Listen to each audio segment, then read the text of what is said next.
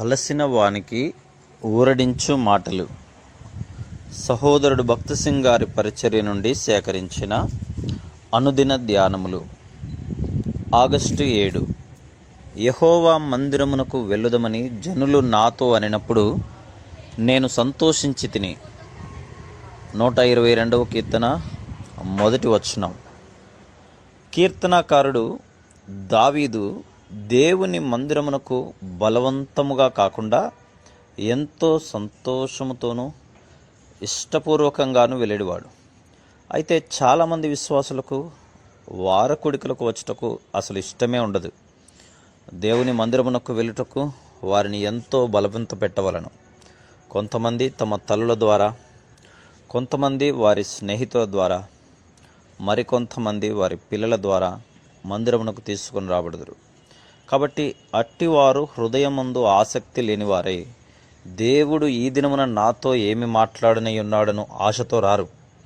కనుక చాలా ఆశీర్వాదములు పోగొట్టుకుందరు. ఒకవేళ అట్టివారు సంతోషంగా దేవునింటికి వచ్చినలా శ్రేష్టమైన ఆశీర్వాదములు పొందుదురు. కొంతమంది కేవలం హాజరు కొరకు మాత్రమే దేవునింటికి వచ్చెదరు. లేదా ఎవరైనా బలవంత పెట్టిన ఎడల చివరి వరుసలో స్థలమును ఆక్రమించుకొనుటలో సంతృప్తి చెందుదురు. ఎందుచేతనగా వారికిష్టమైనప్పుడు బయటికి వెళ్ళిపోవుటకు అనుకూలంగా ఉండును.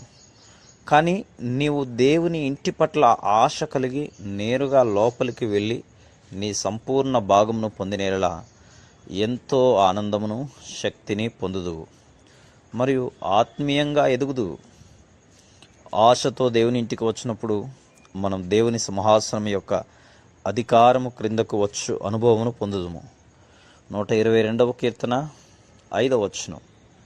మనమందరము కలిసి ప్రార్థించినప్పుడు సాతానుని వాడి శక్తిని బంధించే దేవుని అధికారమును కోరుకొనగలము.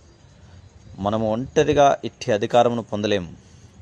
ఇట్టి శక్తి సంఘమునకు మాత్రమే ఇవ్వబడింది. ఇంకా దేవుని ఇంటికి వచ్చుట ద్వారా మన జీవితములలో నెమ్మది మరియు మన మార్గములలో వృద్ధి కలుగును. 122వ కీర్తన 7వ వచనం.